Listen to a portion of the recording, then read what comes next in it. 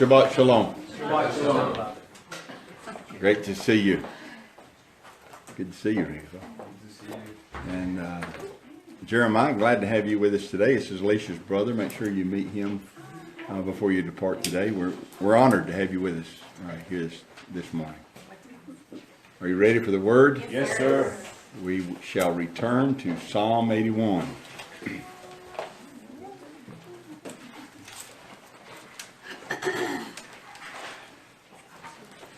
This is the most studying that I have ever done on something that we're not commanded to do. We did a lot of study on Shabbat or on the Sabbath to understand what we were commanded to do. And we've done a lot of study on a lot of other subjects so that we could understand what we're commanded to do. But this has been a study on discovering what we're not commanded to do concerning the new moon. The study's necessary. I'm not trying to make light of it. It's necessary, and it's necessary because there are 20 times that it appears, that it seems that we are commanded to keep the new moon. And so it's taken a lot of study to look at all of those passages and to grasp and comprehend what those passages are telling us. We haven't got out of Psalm 81 yet, but we shall go through all of those passages, all 20 of those references, and we'll look at them one by one and break them down and see that they are not telling us to celebrate the new moon. Now, that, again, we want to preface it by saying this. We have done it in every study we've had so far, and that is that doesn't mean somebody's wrong for keeping it. And we've said that over and over again. It does not mean that you have erred if you do celebrate the new moon. But what it does mean is you would be wrong to tell somebody they're commanded to keep it. And that is the premise that we have been working from.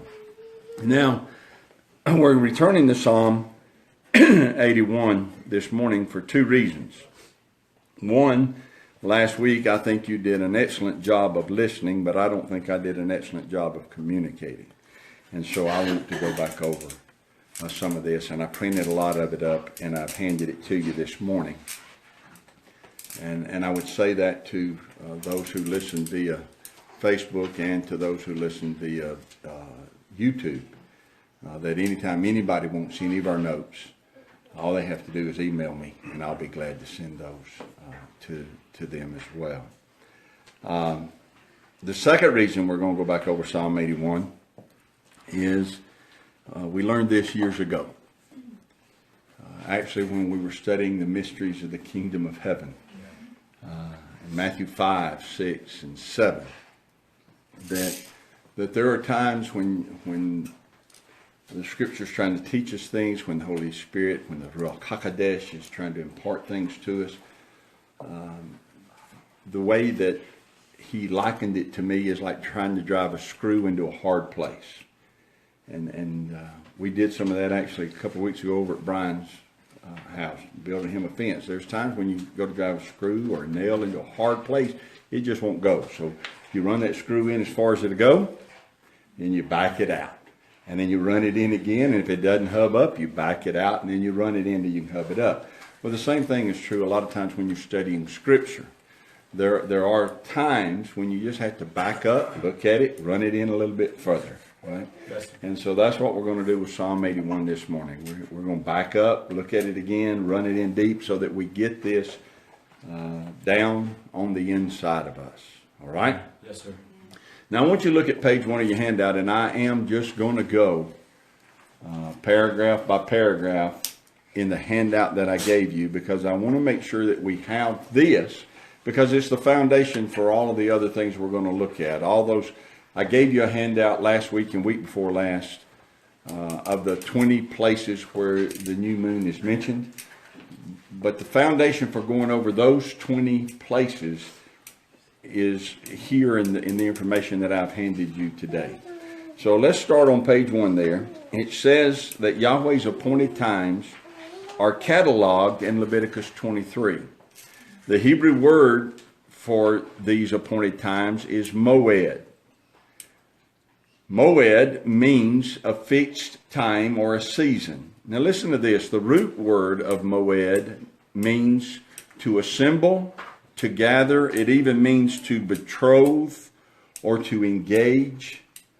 So in Leviticus 23, when Yahweh declares that these are his set times or his appointed times, a lot of people call them the Jewish feast.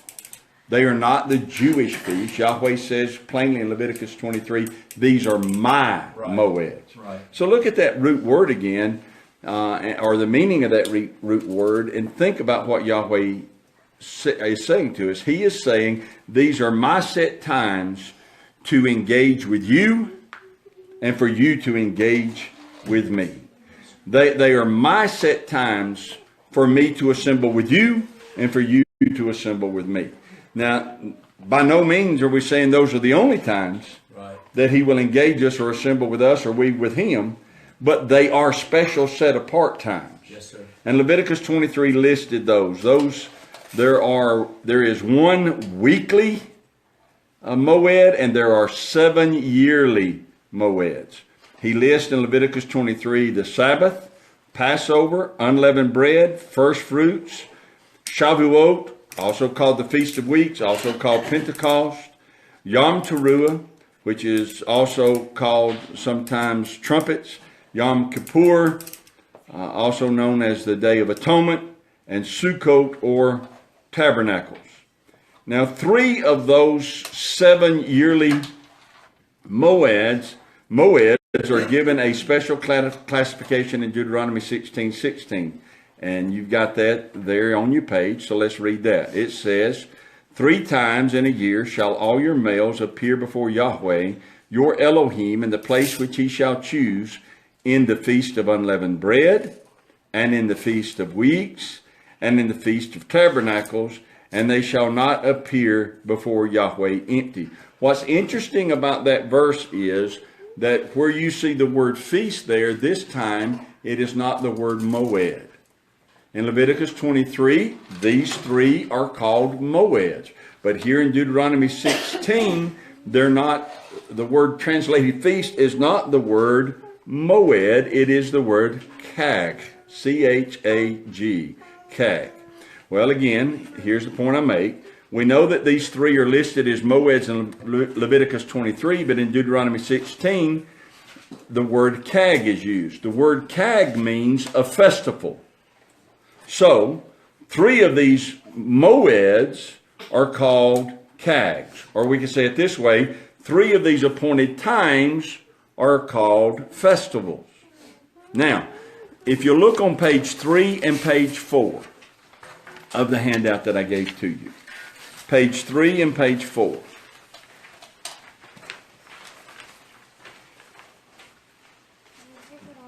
The title or the heading on that page 3 says this: the 3 chags are clearly identified in Scripture.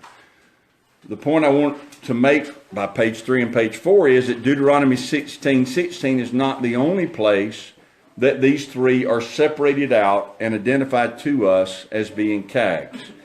I'm not going to take the time to read all of these this morning, but Deuteronomy 16:16, 1 Kings chapter 8, verse 2, 2 Chronicles 7, 2 Chronicles 8, Ezekiel 45, Hosea 2, Hosea 9. There are several notes there, and I hope that you will take the time to go over these passages and look at the notes that I made after each one, so that you get it down on the inside of you, that we get it down on the inside of us, that there are several places where we are told that there are moeds that are also known as chags. Everybody get that? Yes, sir. How many moeds are they? How many yearly moeds are they? 7.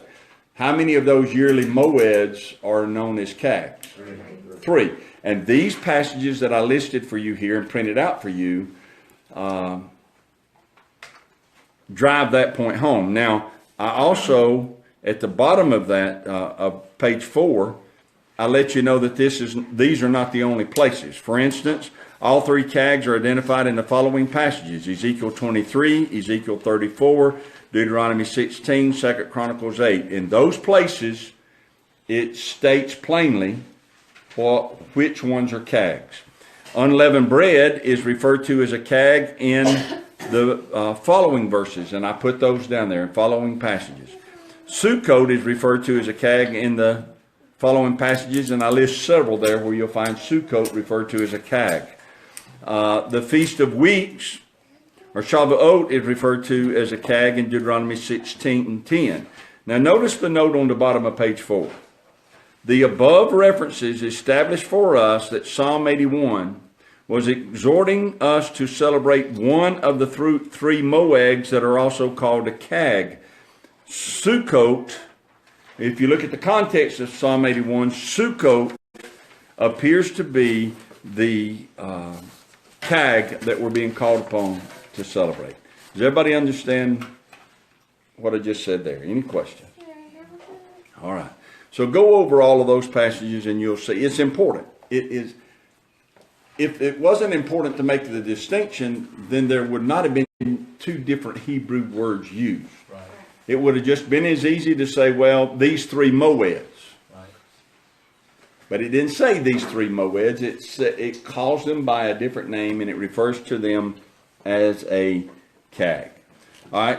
It's an important distinction that's made in the Hebrew, but's missed in our English translation because both words get translated as the word feast. And because they both get translated as the word feast, we miss the distinction.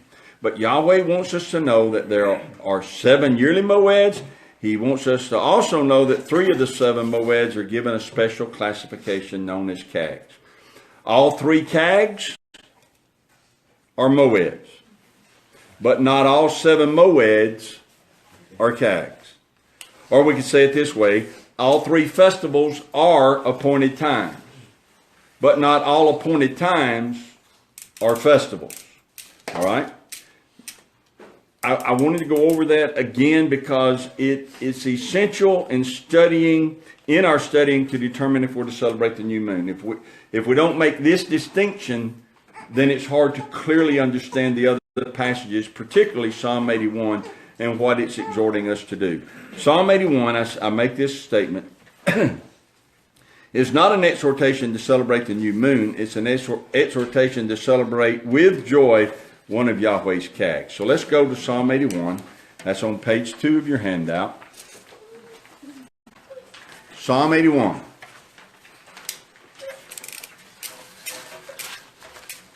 Let's begin reading in verse 1.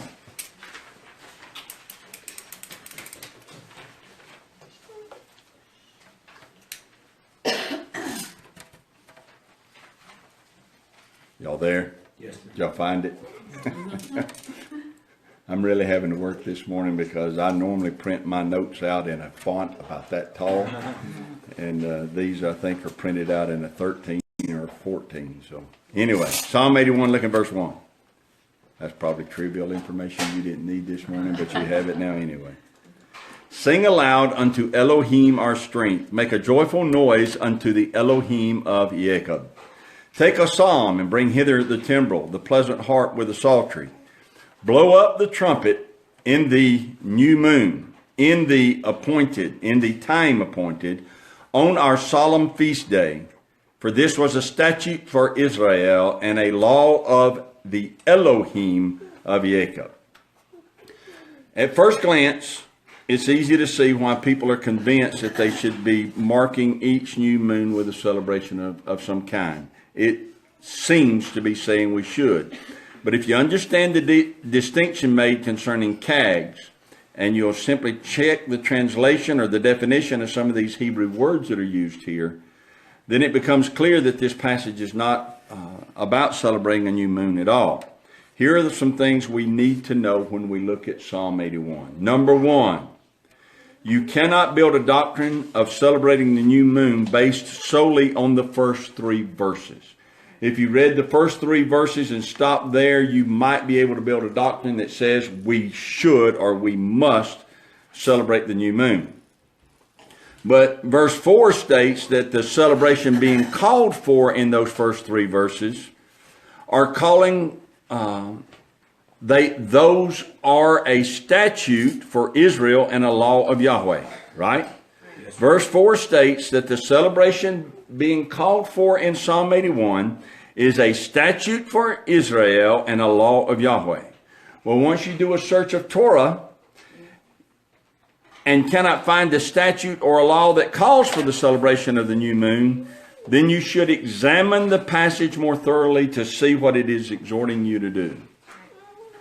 Because if there is no statute calling for the celebration of a new moon, but verse 4 states that the celebration they are calling for is a statute, then the first 3 verses are calling for a celebration of something other than the new moon. Right. So, does that make sense? Yes, sir. Okay. Good. I'm going to say it again. There you go. We'll back it out and run it back in. Yes, sir.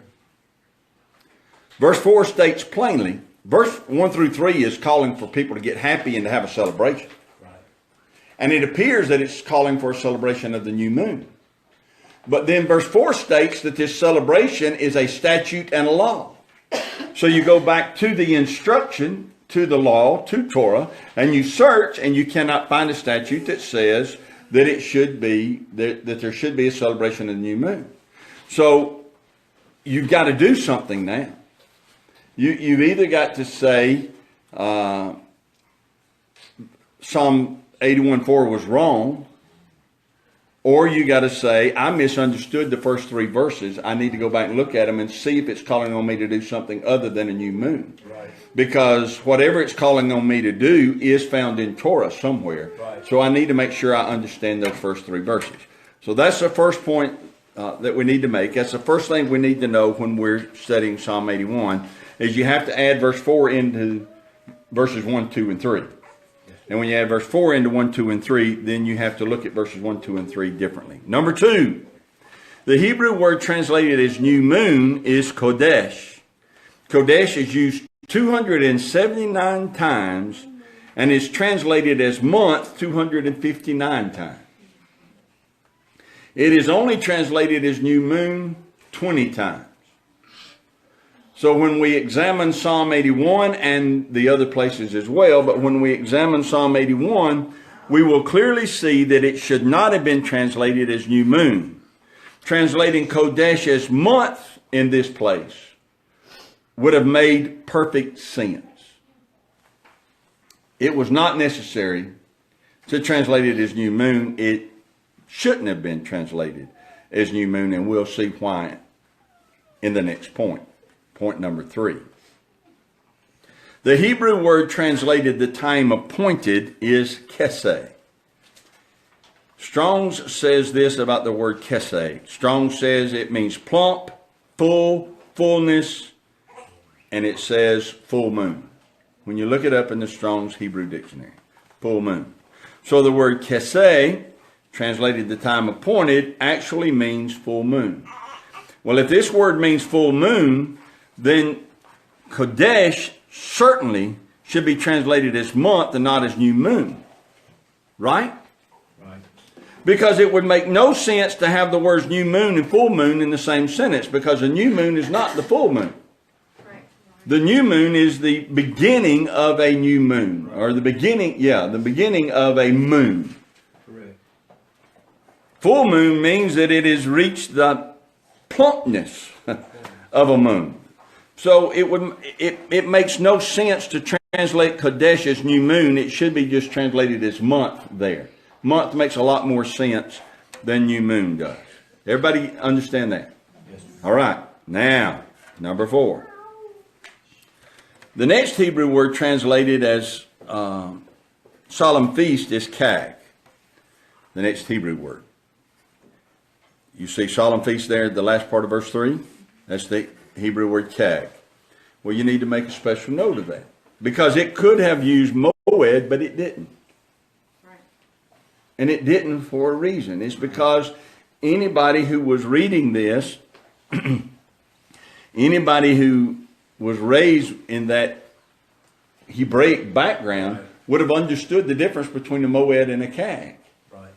A chag is a moed, but not all moeds are chags. And so when they use the word chag, it immediately lets the reader know it's referring to one of three different celebrations. Right. One of three different appointed times. That's all it can be referring to. Pages 3 and 4 confirm that. Right. That this word is never used to refer to any of the others. It only refers to one of three.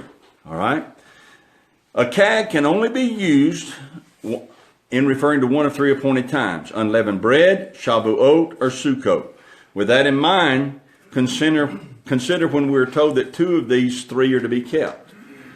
In other words, let's go back to Psalm 81 now and look at it. What does the word keseh mean? Time of cleaning. Say again? The time of cleaning. That's the way it's translated, but what does it mean? Full moon. Full moon. So the Hebrew word keseh means full moon, plump, full, right? Right? Yes. Okay, I see you shaking your heads. All right. So keseh means full, or a full moon. Chag refers to only three of the appointed times, correct? Yes. All right. Now, if we look at those three chags that are listed, which are unleavened bread, Shavuot, or Feast of Weeks, or Pentecost, and Sukkot, or Tabernacles, when we look at those three, there are two of them that we know for a fact are celebrated on the 15th day of the month. Unleavened bread is celebrated on the 15th day of the first month. Sukkot is celebrated on the 15th day of the 7th month. What phase would the moon be in on the 15th day of the month? Full moon. It's full. So when you take all of that into consideration, come back to Psalm 81, then what you understand is that the celebration they're calling for is a celebration of a chag that falls during a full moon, which would be on the 15th day of either the first month or the 7th month. Right. Why didn't they just say that? Well, they did if you'd have grown up Hebrew. Right. That's the difference. If you would have been of Jacob, they did. Right. Right? So here's the point I make. We now have two clues that are letting us know what celebration Psalm 81 is calling for. Clue 1 is that it's one of the three chags. Clue 2 is it's during a full moon. So the celebration being called for in Psalm 81 has to be unleavened bread, or it has to be Sukkot that's being celebrated. So here's the conclusion of the matter. Verse 3, let's go up here and read it at the top. Verse 3 says this in the King James Version: blow up the trumpet in the new moon, in the time appointed, on our solemn feast day. But we know what Kodesh, Keseh, and Chag mean. So we can translate it this way. We can state it this way: blow up the trumpet in the month, in the full moon, on our festival. Well, you're changing it. No, I'm not changing it. They're the ones that changed it, because the word Kodesh means month 259 times. Right. Yes. The word Kodesh certainly can't mean new moon in a sentence that also has the word for full moon in it. Right. Right? So, blow up the trumpet in the month in the full moon on our festival. And then when you look at the context of that, what it's calling on you to do in verse 2 and what it describes in the verses that follow, I'm going to say it seems obvious to me that the celebration that's being called for is Sukkot. If you want to argue that point, you can, but my point would be, well, it can only be one of two. Right. It would have to be unleavened bread, or it would have to be Sukkot. And it seems to me, because of the things we're being called upon to do, to take a psalm, to bring hither the timbrel, the pleasant harp of the psaltery, to sound the shofar, seems to be a call for the great celebration of Sukkot or tabernacles. Any comments or questions there?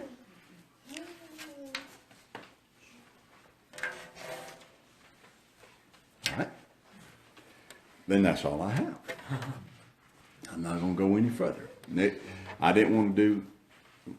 You saluting? What are you doing? No, Okay, go ahead. interrupt you. No, you're not interrupting me. Go ahead. Go down to verse 10, it talks about being delivered out of the land of Egypt.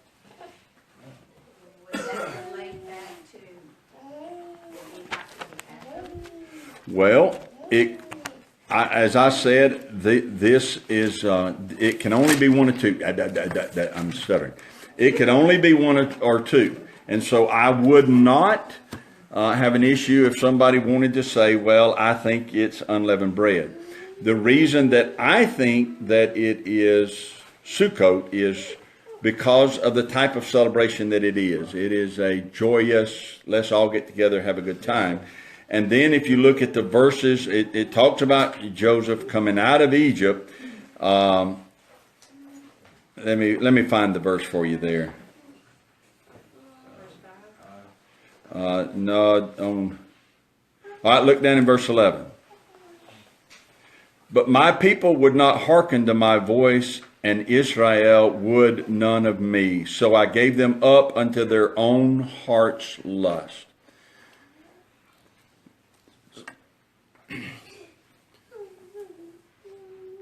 Unleavened bread, Passover unleavened bread, first fruits, was the beginning.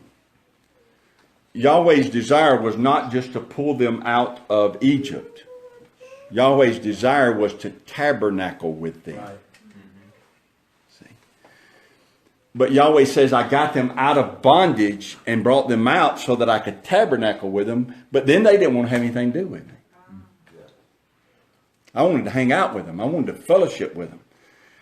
But they wouldn't listen to me anymore. Wow. See? And so when I look at that context, I don't think I'm reading too much in it to say that I think Psalm 81 is saying, hey, let's not make that same mistake. Yeah. The Elohim that has delivered us is the Elohim who wants us to have a joyous celebration of Him and who He is and what He means to us. We need to tabernacle with Him. We need to celebrate His presence. He is inviting us to engage with Him. He wants to engage with us. He's inviting us to assemble, not for Him, but with Him. So let's assemble with Him. Seems to be the call of Psalm 81 to me. Does that make sense? Did that answer your question? Yes, Right. I see that. Because actually last week I think I did say the same, that when you look at the context, it's referring back to the deliverance out of Egypt. So it could be unleavened bread. But when I look at the whole context, I think it's a call. That Psalm 81 is a psalm that they would have sung and used in the celebration of Sukkot. Let's not make the same mistake. How sad it is that Yahweh is calling out to us and we would not hearken and would have nothing to do with Him. Wow. Verse 11 is potent, isn't it? Israel would none of me. They said, no thank you. How often do we do the same? Any other comment, question, observation?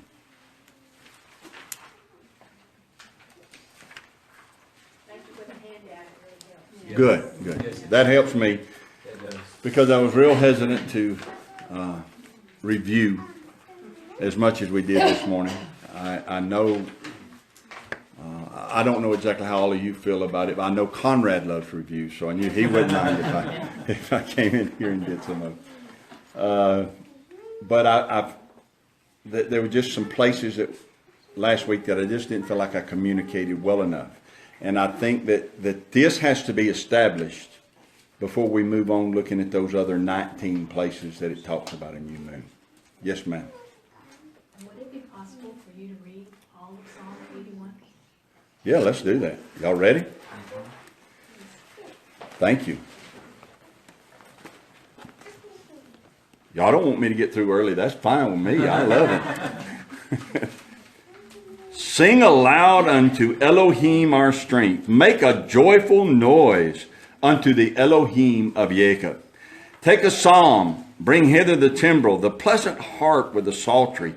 Blow up the trumpet in the new moon, in the time appointed on our solemn feast day. I'm going to bring back up. Let's read that again. Blow up the trumpet in the month, in the full moon, on our chag. For this was a statute for Israel and a law of the Elohim of Jacob. This he ordained in Joseph for a testimony when he went out through the land of Egypt, where I heard a language that I understood not.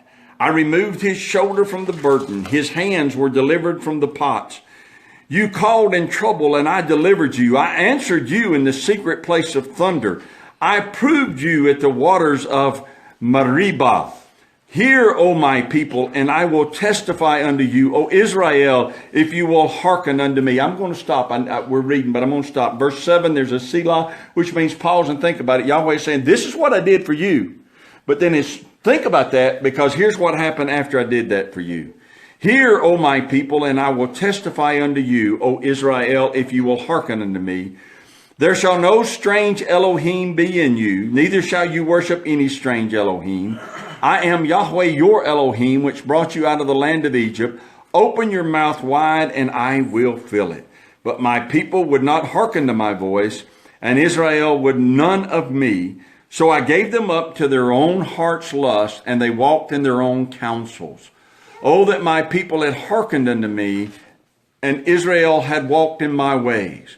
I should soon have subdued their enemies, and turned my hand against their adversaries. The haters of Yahweh should have submitted themselves unto him, but their time should have endured forever. He should have fed them also with the finest of the wheat, and with the honey out of the rock should I have satisfied you. A lot of should have. Y'all should have done this, and if you would have, then I could have done this, and that's what should have been done for you. Thank you, Lisa. That's good. Wow. Wow. Stand up.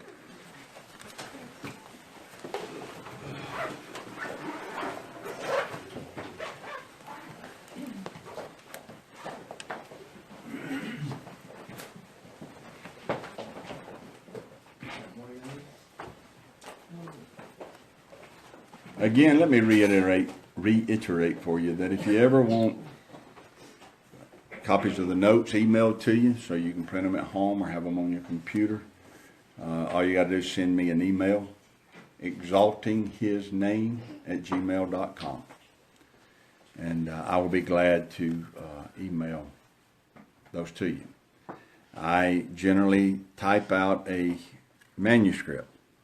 If you ever want a copy of the manuscripts that I use, I'll share those with you. Lisa and Conrad wanted copies a couple of weeks ago when they were in Louisiana. I only charged them $7,000 to mail those to them. And set it up on easy payments. So I'll do the same for you. Yahweh bless you and keep you. Yahweh make his face shine upon you, be gracious to you. Yes, sir. Yahweh lift up his countenance upon you and give you peace. As his name is put upon you, so shall he bless you. Hallelujah. You're dismissed. Have a great afternoon. We'll get into the others next week. Oh, I'm sorry. Hold on. Teresa needs to talk to you for a minute. Oh, okay. I realize there's some people in here that may not have heard this announcement. We have a sheet we're going to pass out to everybody. The end of March, we're going to be having a seminar at Maranatha Camp. And like I said, this tells you kind of